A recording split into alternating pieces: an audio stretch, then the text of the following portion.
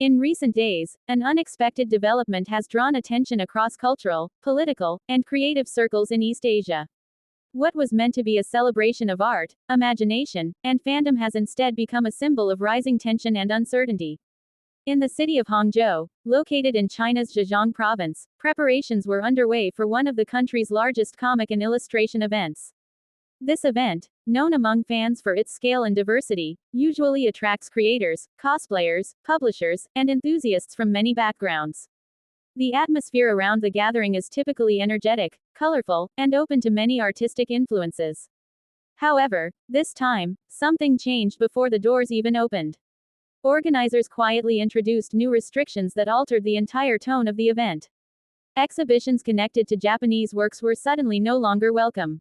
This decision reportedly affected manga, anime-inspired art, and other related creative expressions. Many participants learned about the change only days before the event.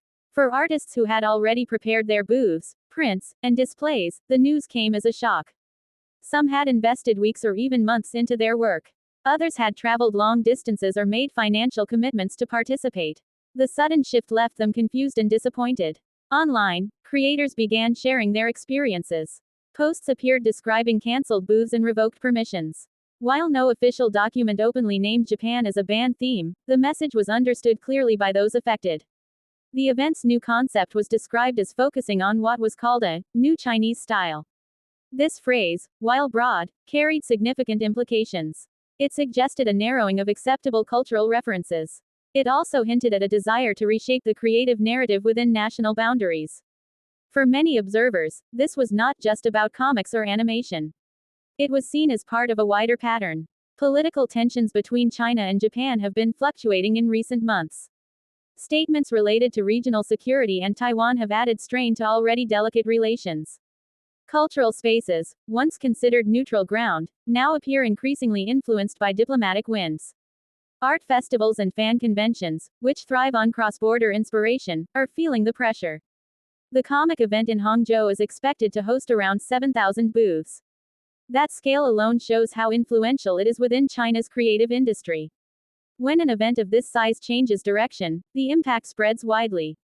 Artists lose platforms. Fans lose access to the works they love. Dialogue between cultures becomes more limited.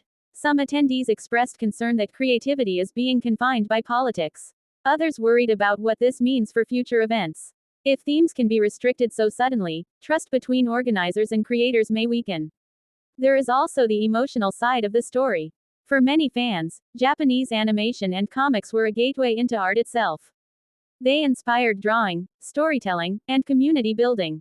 To see those influences pushed aside feels personal to some. At the same time, supporters of the decision argue for cultural self-reliance. They say promoting domestic styles is important. They believe national identity should be strengthened through art.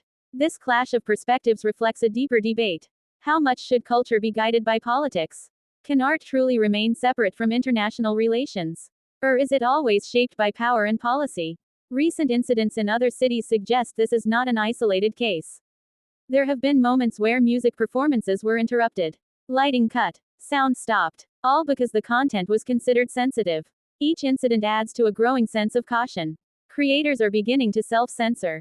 Organizers are becoming more careful. Audiences are adjusting expectations. What is lost in this process is spontaneity. What fades is the free exchange of ideas. What suffers is the shared joy that art can bring across borders.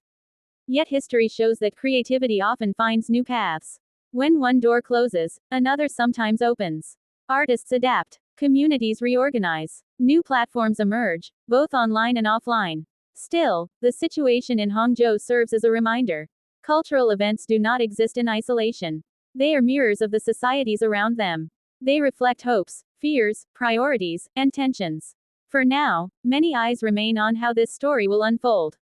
Whether restrictions ease or tighten further remains uncertain. What is clear is that the world of comics and animation is no longer just about entertainment. It has become part of a much larger conversation. A conversation about identity, about expression, about the invisible lines that shape what can, and cannot, be shown. And in that conversation, every cancelled booth tells a story far bigger than a single event.